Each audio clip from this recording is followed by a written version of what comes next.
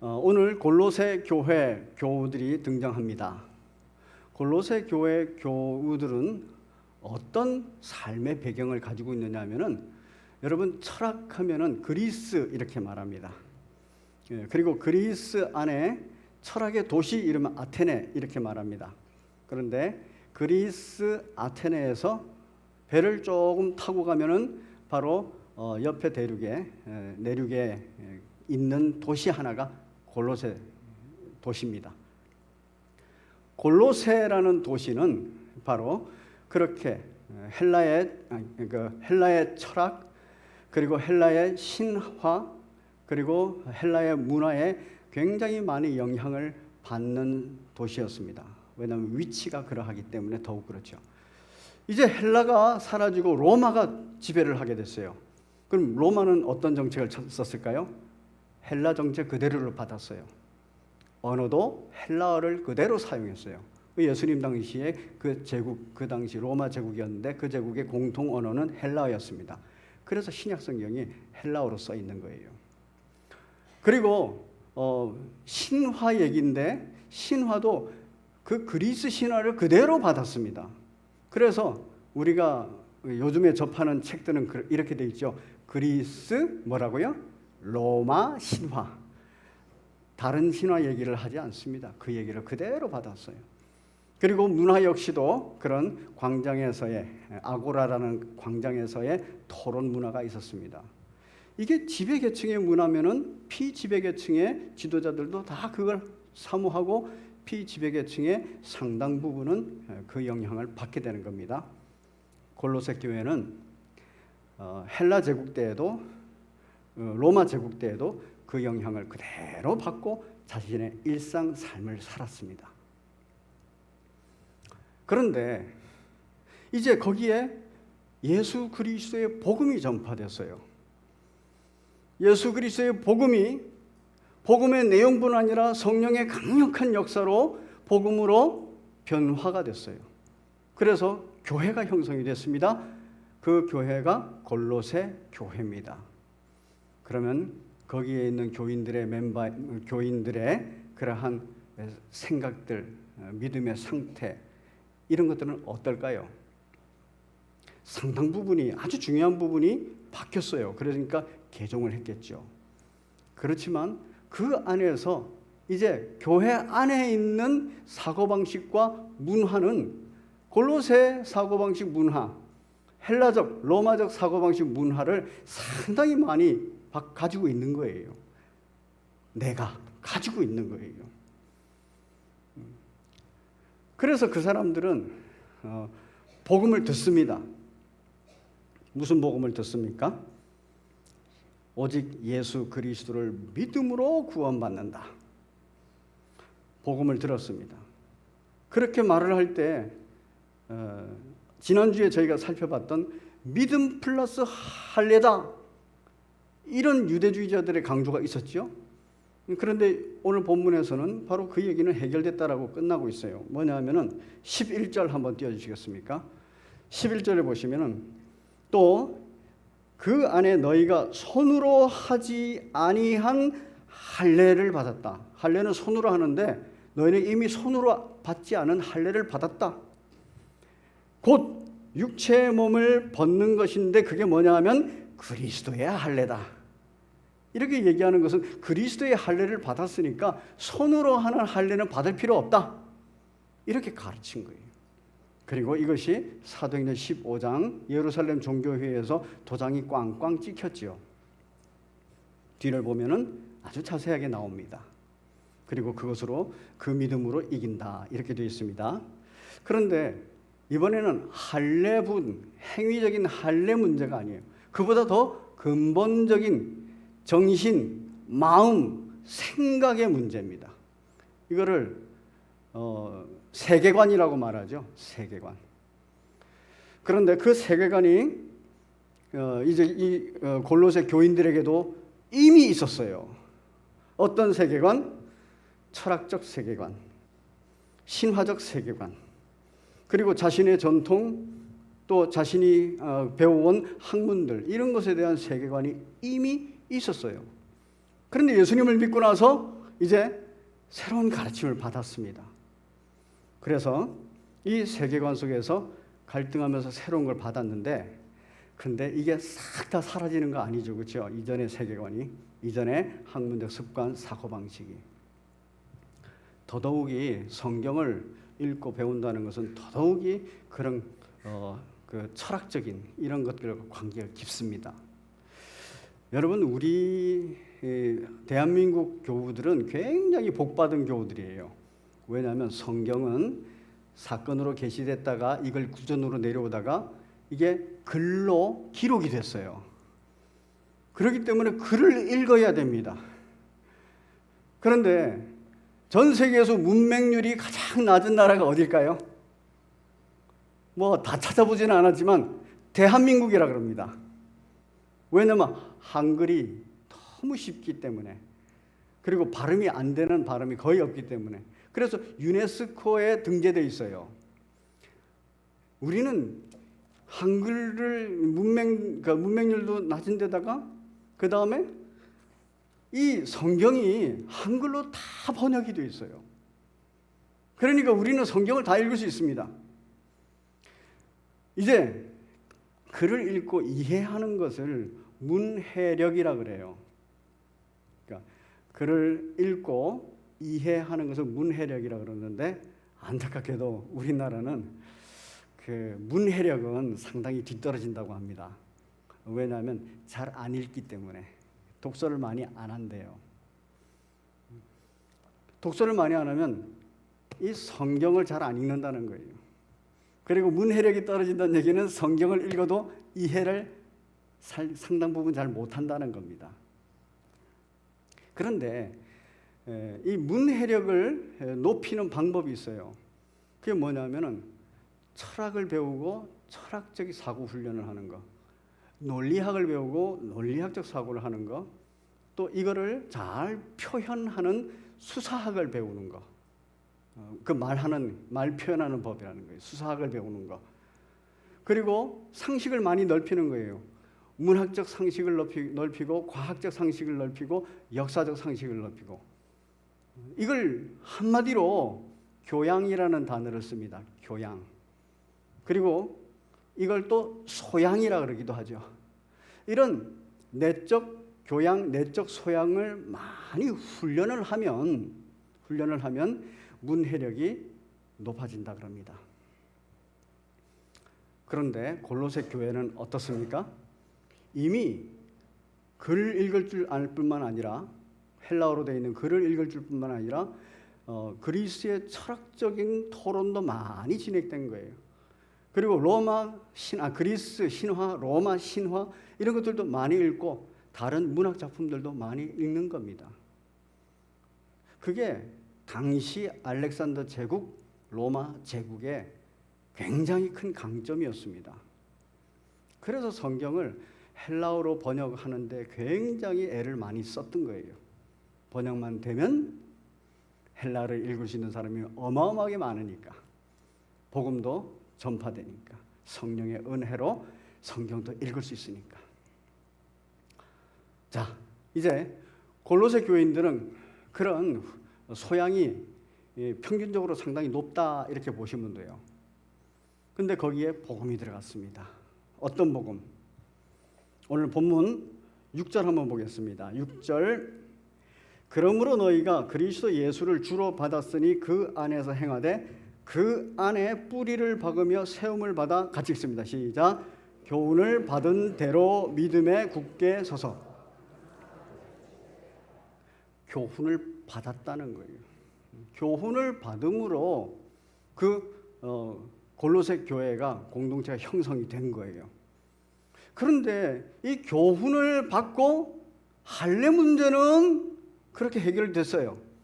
근데 교훈을 받았는데 그 세계관, 아주 근본적인 세계관 문제는 이게 잘 안 되는 거예요. 왜냐하면 여러분, 소양은 우리가 훈련하는 데 유익하지만 그 소양을 가지고 교훈받은 이 성경의 가르침을 난도질 해버리면은 그런 계시를 파괴합니다. 그런데 그 일이 일어난 거예요. 그래서 8절에 이렇게 말합니다. 누가 철학과 헛된 속임수로 너희를 사로잡을까 주의해라. 교회 내에 이 일이 진행되는 거예요. 뭐냐면 그리스도의 복음을 받았는데 또 제자들에 의해서 복음을 받고, 그리고 그 당시에 있던 성경, 구약 성경도 있고 신약 성경 중에는 일부 책이 있고 그 외에도 많이 회람되어지는 편지들이 있었습니다. 그 다 글로 돼 있고 문장으로 되고 책으로 돼 있는 거예요. 그런데 그거를 자기들이 익숙한 사고방식으로 하나님의 계시를 수납하는 방식, 성령의 조명과 성령의 충만한 그것이 우선되지 않고 자기들에게 익숙한, 그래서 자기들이 이해가 잘 되는 방식으로 그걸 난도질하기 시작한 거예요. 그래서 바울 사도가 골로새 교회를 향해서 이 편지를 쓰는 겁니다. 너희가 철학적 소양, 또 문학적 소양, 신화적 소양 참 많고 전통도 좋다. 그런데 그것으로 하나님의 복음을, 예수님의 복음을 그렇게 해석하는 오류를 범하고 있구나. 그거는 뭐라 그래요? 그리스도를 따름이 아니다, 이렇게 말해요. 그건 그리스도를 따름이 아니고 바로 세상 것을 따르는 것이다, 이렇게 말합니다. 실제로 어떤 일이 있었는가 하면 그리스 철학과 관계해서 여러분 이 당시에 플라톤의 이원론이라는 철학이 굉장히 유행을 했습니다. 그 전부터 해서 유행을 했는데 왜 이게 유행하냐면요, 사람은 근본적으로 죄인은 이원론적인 사고를 한대요. 그래서 정신과 육체 이렇게 분리하는 거, 그 다음에 초월과 내재 이런 걸 분리를 하는 거예요. 그래서 이데아와 현상 이런 것들을 분리하는 거예요. 그러면서 어디가 좋은 것이냐 말하면 플라톤이 이데아가 좋은 것이라 했어요. 그리고 사람들은 정신이 좋은 것이다, 육체보다는. 이러면서 그 이원론적 사고를 하는데 바로 누가 철학과 이것, 골로새 교회에 누군가가 그리스 철학의 매력을 느끼고 그것에 상당한 소양을 가지고 있는 사람이 이제 복음을 철학적으로 해석을 하는 거예요. 철학의 방식으로. 그래서 이때 하나님과, 그러니까 하나님의 나라와 우리가 살아가는 세상 나라도 이거 분리를 하는 거예요. 하나님의 나라 초월, 세상 나라 현재, 내재 이렇게 분리를 한 거예요. 하나님의 존재도 그렇게 분리했습니다. 초월하시는 하나님, 내재하시는 하나님, 이 두 가지가 서로 분리되어 있었어요. 이 철학적인 요소가 사람에게 너무 잘 맞기 때문에 이때 거의 종교 비슷하게 생겨나기 시작한 게 영지주의입니다. 영지주의는 플라톤의 이원론의 방식으로 바로 구원을 얘기하는 거예요. 그래서 뭐냐 하면은 구원을 받으려면 어떻게 해야 되느냐? 구원이란 무엇인가? 바울 사도로부터 또 많은 신앙의 선배들로부터 복음의 내용, 그 교훈을 받은 구원은 주 예수 그리스도께서 말씀을 철저히 순종하신 그 순종과 주 예수 그리스도께서 십자가에 달리시기까지 순종하신 그 순종을 그 순종이 나의 죄를 사하시기 위함이었다는 것을 믿는 믿음, 예수 그리스도를 믿는 믿음으로만 구원받는다, 이거예요. 믿음입니다. 그런데 이 영지주의적 가르침, 골로새 교회에 들어온 이 가르침은 뭐냐 하면은 바로 육체는 악하다, 그리고 영적인 것은 선하다, 그리고 영적인 것으로 구원받기 위해서는, 육체로부터 구원받기 위해서는 영적인 지식을, 선한 지식을 많이 가져야 된다. 그러면 구원받는다, 이렇게 되는 거예요. 깨달음의 종교하고도 비슷하죠. 믿음 얘기를 하는 게 아니라 구원의 길을 지식의 충만으로 봤어요. 이게 영지주의입니다. 근데 이게 교회 내에 와가지고 그렇게 자꾸 이해되어지고 그리고 그렇게 자꾸 설명되어지는 거예요. 복음이 파괴되는 겁니다. 믿음이 훼손되는 겁니다. 다른 종교가 돼버리는 거예요. 재미있는 또 한 가지 헛된 속임수라는 게 있어요. 이거는 여러 가지 신화라든가 그런 것을 말하는데, 신화나 이야기 그런 것들을 말하는데, 이런 식으로 이해하는 걸 어떻게 이해를 하느냐 하면은 예수 그리스도에 대해서 어떻게 이해하느냐 하는 거예요. 예수 그리스도는 하나님이시죠, 그렇죠? 무소부재하신 하나님께서 하나님의 계시를 이 지상에 그대로 보여주신 분이 예수 그리스도고 우리의 구원자예요. 그래서 완전한 신이면서 완전한 하나님이에요. 그래야 우리를 구원할 수 있는 능력, 자격이 됩니다. 근데 이들은 어떻게 그 신화적으로 이해를 했냐면, 여러분 그 그리스 로마 신화에 나오는 인물 중에서 굉장히 유명한 인물이 있습니다. 누구냐면 헤라클레투스라고도 그러고, 아마 이름 다 들어보셨을 거예요. 이 헤라클레토스는 어떻게 해서 태어났느냐 하면은 신들의 왕이라고 하는 제우스, 이게 꼭 하나님 같죠, 성부 하나님 같아요. 그리고 이 제우스가 사람과 관계를 합니다. 그때 여자가 누구냐면은 알크메네라는 여자예요. 그런데 이 알크메네에게는 누가 있었냐면은 육체의 남편이 있었어요. 그래서 신화에서는 명목상의 아버지 이렇게 말해요. 명목상의 아버지 암피트리온이라는 사람이 있었어요. 여러분, 이 제우스가 알크메네하고 사이에서 난 게 헤라클레토스예요. 그런데 명목상 아버지가 누가 있어요? 여기 암피트리온이라는 사람이 있는 거예요. 그리고 육체로 태어났는데 거기에 형제 자매가 다 있어요. 딱 누구 같습니까? 예수님 같죠. 성령으로 마리아에게 잉태되어 있는, 그리고 명목상의 아버지인 요셉이 있잖아요, 그렇죠? 예수 그리스도의 성육신과 예수 그리스도에 대해서 설명했는데 비유를 이렇게 하는 건지 이렇게 가르치는 거예요. 이게 비유든 가르침이든 여러분 이게 문제가 있죠. 왜냐하면 헤라클레스투스는 반인 반신이에요.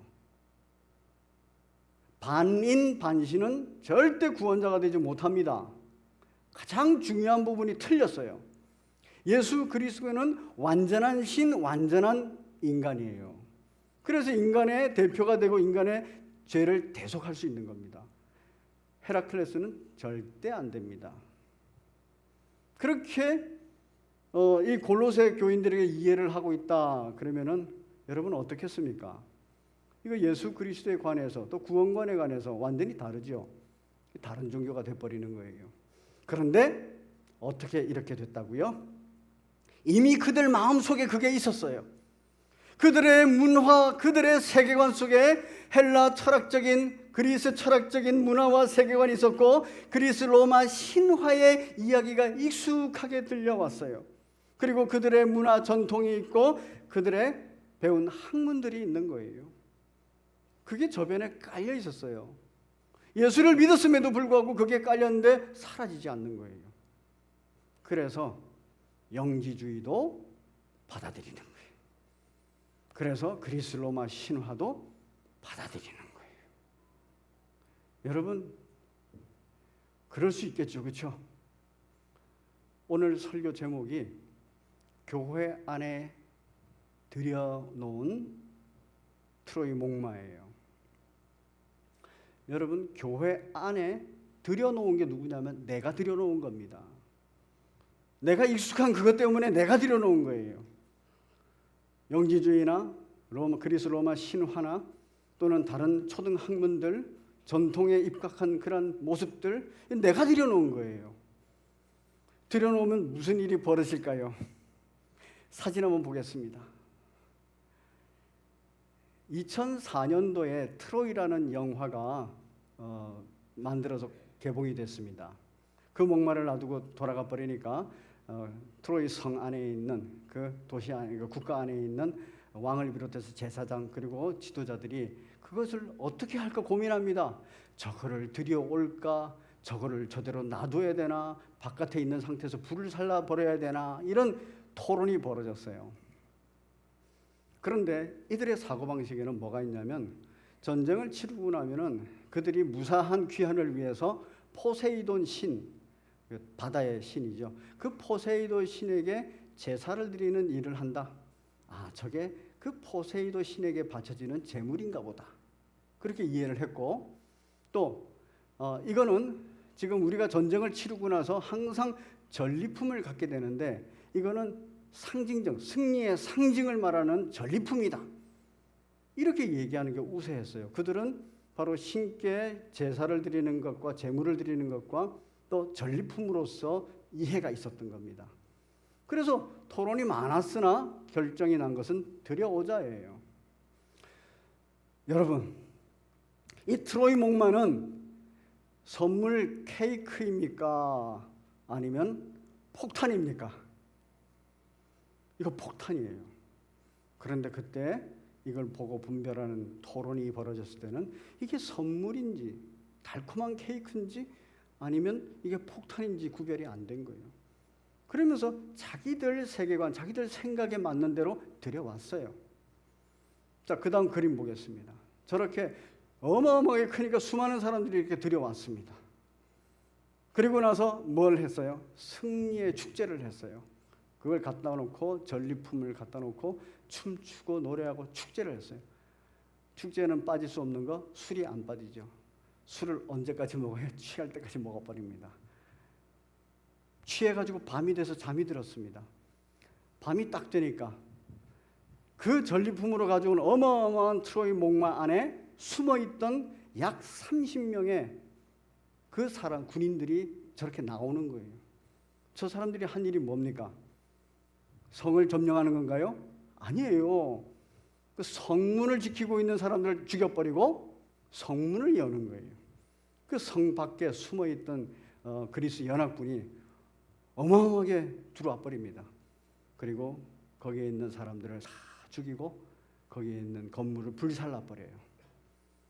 아침이 되니까 저렇게 폐허가 돼 버렸습니다. 여러분, 골로새 교회에 왜 철학적인 사고 또 그리스 로마 신화, 전통, 초등학문 이런 것들이 들어와요?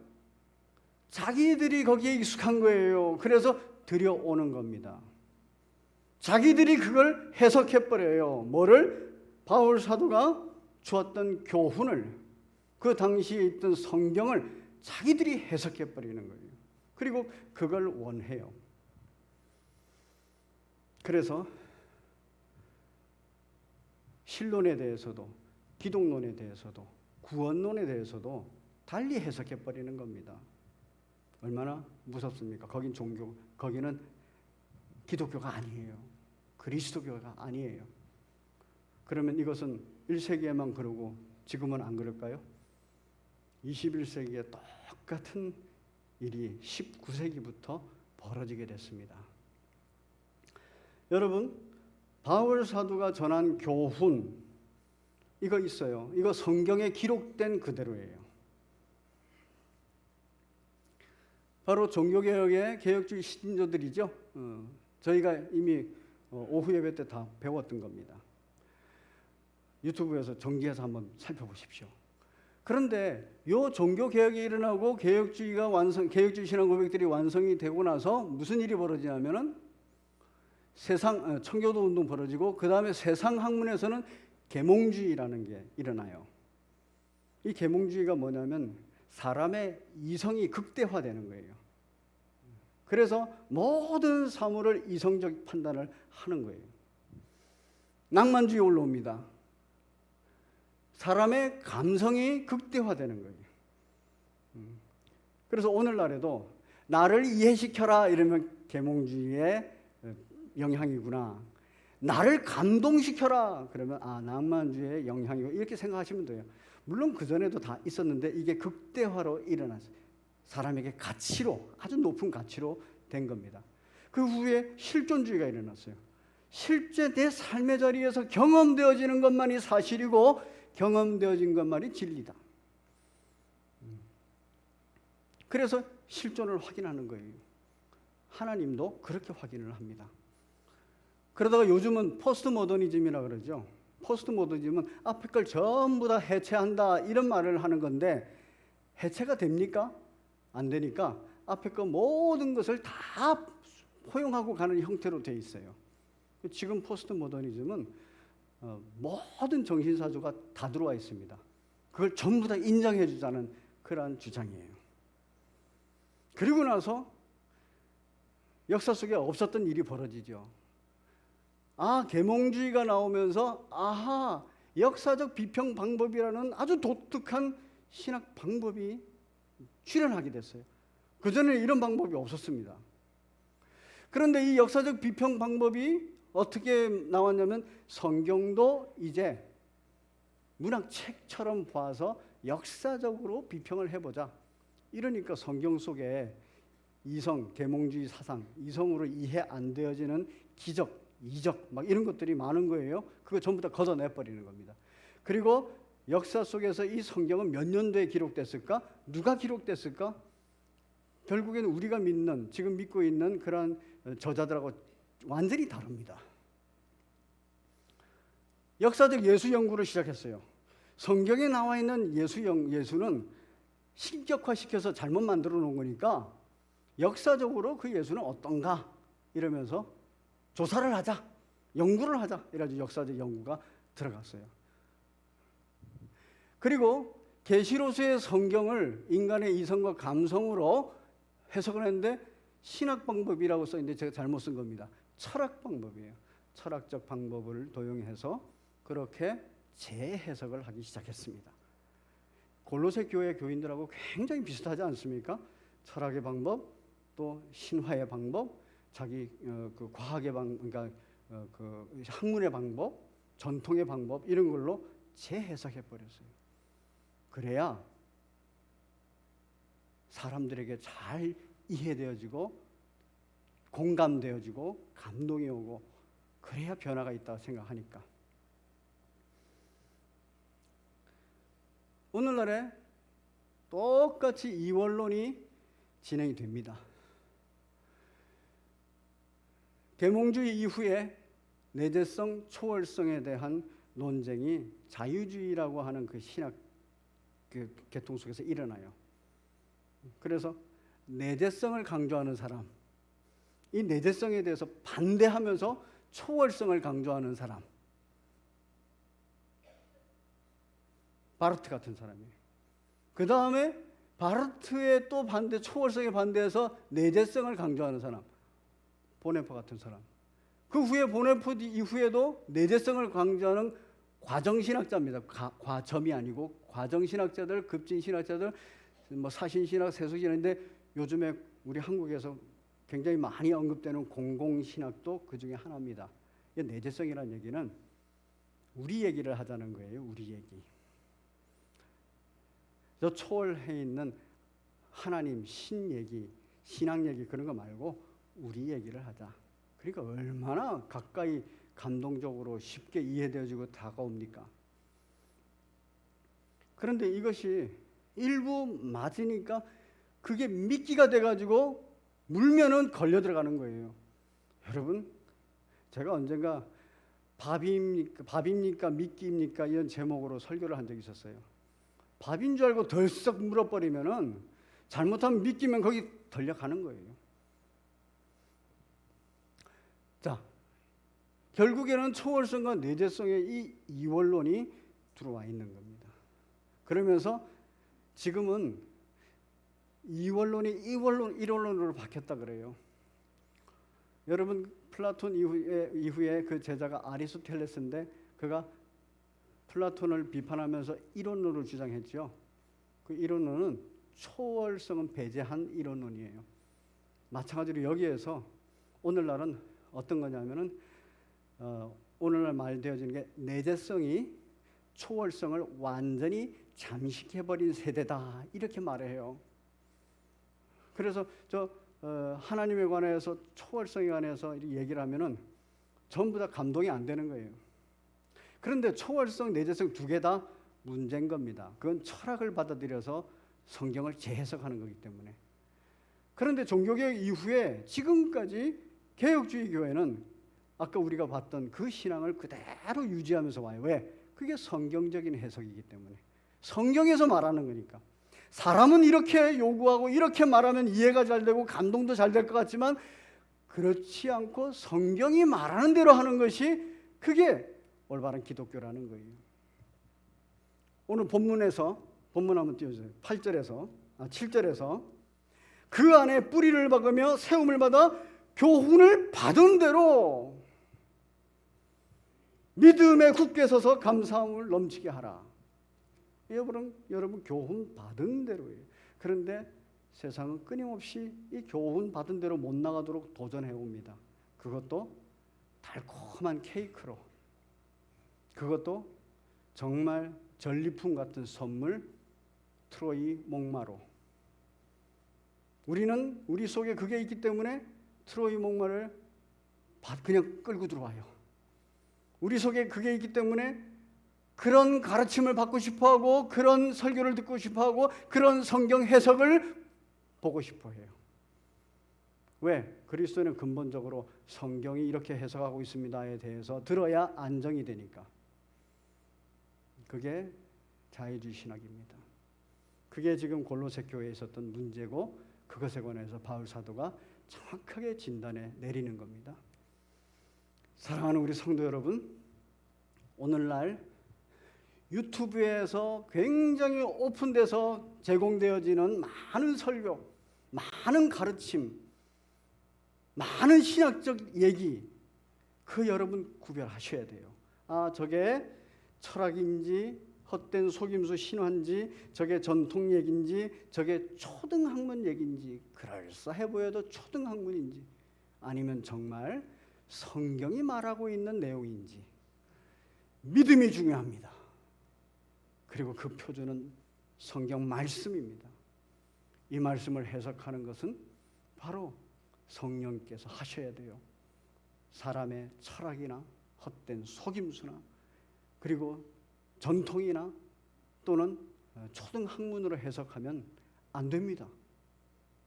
그 길을 잘 걸으시는 복된 우리 성심의 교우 되시기를 바랍니다.